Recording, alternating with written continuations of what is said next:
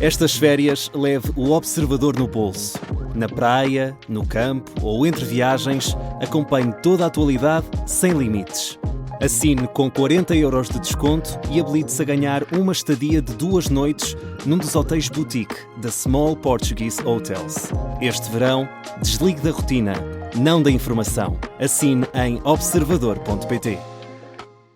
Jornal do Meio-Dia.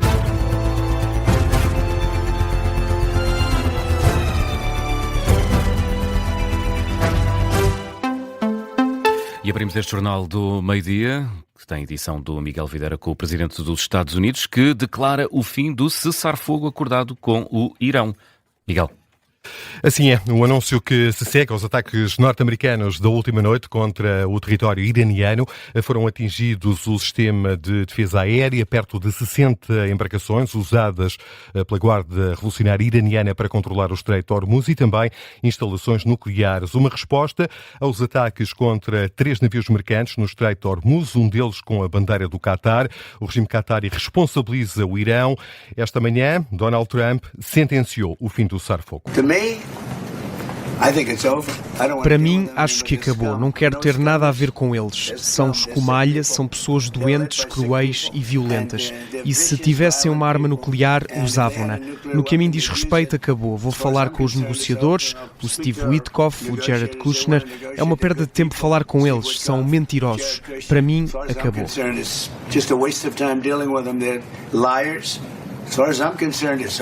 Teherão ainda não reagiu a este decretar do fim da trégua. Na sequência dos ataques da última noite dos Estados Unidos, o Irão tentou atingir vários alvos militares no Bahrein e no Kuwait. Um porta-voz do exército do Kuwait afirma que foram interceptados 2 mísseis balísticos e 13 drones. Dava também conta que não há a registrar vítimas na sequência destes ataques iranianos. A escalada do conflito no Médio Oriente coincide com a cimeira da NATO, que decorre em Ankara, na Turquia. O secretário-geral da Aliança Atlântica considera que o ataque dos Estados Unidos é justificável. À luz, diz Marco Rutte, da violação do acordo de cessar-fogo pelo Irão. Penso que o ataque norte-americano foi totalmente necessário. Quando temos um cessar-fogo e o Irão viola esse cessar-fogo, como vimos ontem, penso que é crucial a reação dos Estados Unidos. A opinião expressa pelo secretário-geral da NATO à entrada para o segundo dia de cimeira da Aliança Atlântica. E o anúncio do fim do cessar-fogo entre Estados Unidos e Irão está a ter reflexos na cotação do barril de Brent, que registra a esta hora uma subida de perto de 5% face à cotação de abertura. Está a ser negociada quase $78. Também as principais bolsas europeias estão a esta hora a negociar em terreno negativo. O principal índice da Bolsa de Lisboa, o PSI, segue a perder mais de 1%. Paris, Madrid, Frankfurt registram desvalorizações superiores a 2%.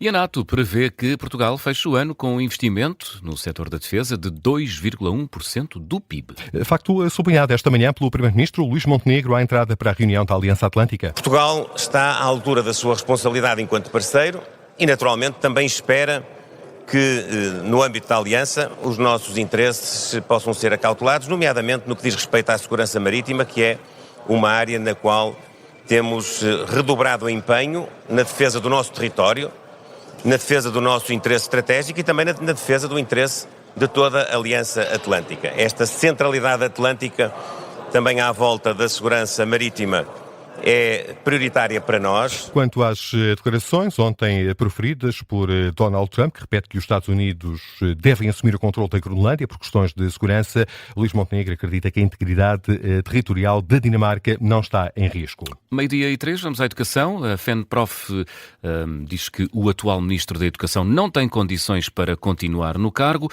Esta estrutura sindical acusa o Governo de amadorismo na correção dos exames nacionais. A posição defendida esta quarta-feira numa conferência de imprensa com os secretários-gerais da Federação Nacional de Professores. Francisco Gonçalves aponta erros e postura de Fernando Alexandre como justificação para esta posição agora assumida publicamente.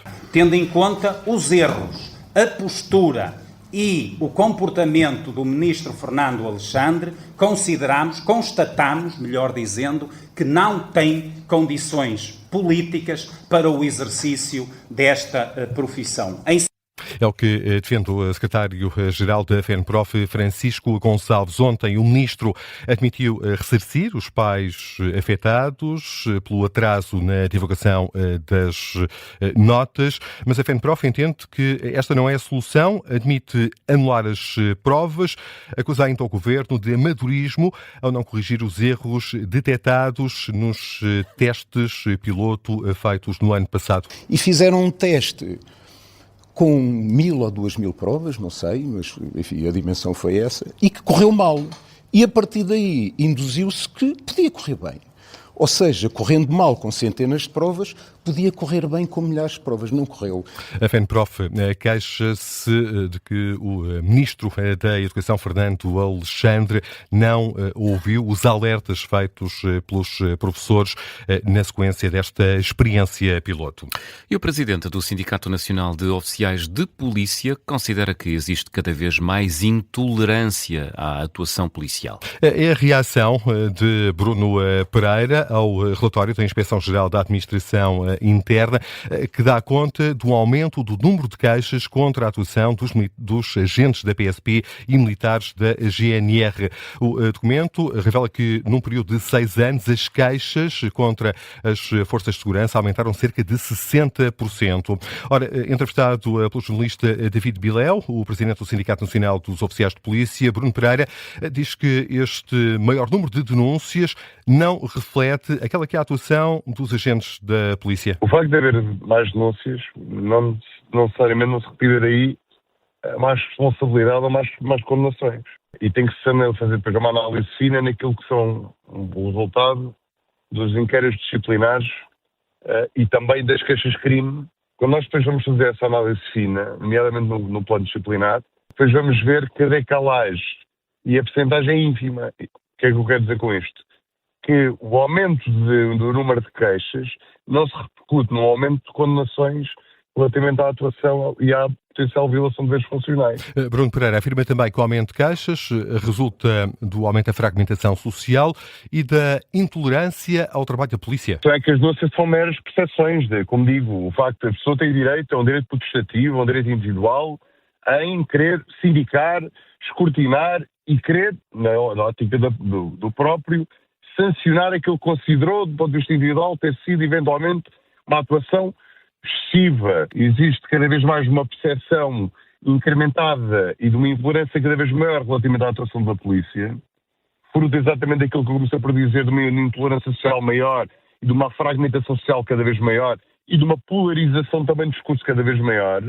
Nesta entrevista ao Observador, Bruno Pereira falou também sobre o caso de violenta agressão a um agente no aeroporto de Lisboa. O presidente do Sindicato Nacional dos Oficiais de Polícia afirma que as agressões contra as forças policiais têm aumentado ao longo dos últimos anos e deixa críticas aos tribunais. Considera que condenam os agressores apenas reduzidas. Se os tribunais continuarem a aplicar de forma leviana a lei e a atribuir responsabilidade dentro deste quadro e destes intervalos que os limites das penas permitem e continuarem a aplicar penas baixas e leves, naturalmente que a impunidade permanecerá e quem agredir polícias sentir-se-á legitimado a voltar a fazê-lo. E, portanto, o que tem que haver é uma mudança também na mentalidade dos tribunais. As críticas do presidente do Sindicato dos Oficiais de Polícia à atuação da Justiça.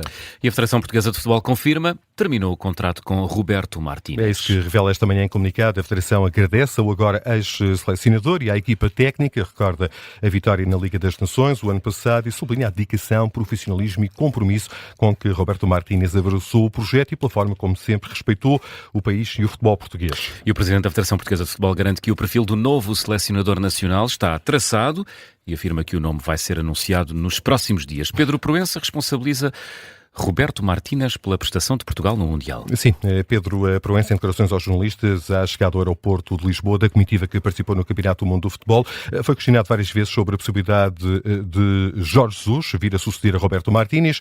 Não confirma nem desmente, diz apenas que a sucessão será rápida. O perfil do novo treinador tem que ser alguém que conheça muito bem o futebol português, que se identifique com esta dinâmica de vitória da Federação Portuguesa de Futebol da nossa seleção e, portanto, é com esse perfil que nós vamos procurar e que vamos encontrar uma solução que queremos, obviamente, que nos próximos dias possamos apresentar.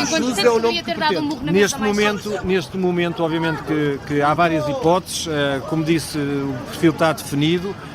Ainda hoje irei para a Cidade do Futebol para tratar eu pessoalmente desse dossiê e espero que até ao final desta semana tenhamos novidades concretas e objetivas. E tudo aponta que Jorge Jesus deve mesmo assumir o comando técnico da Seleção Nacional, sucede a Roberto Martínez. Ainda sobre o Mundial de Futebol, Suíça e Argentina garantiram ontem à noite o apuramento para os quartos de final da competição. Estas duas seleções vão enfrentar-se precisamente nesta fase da prova. Hoje é dia de descanso. É o ponto final do Jornal do Meio-Dia.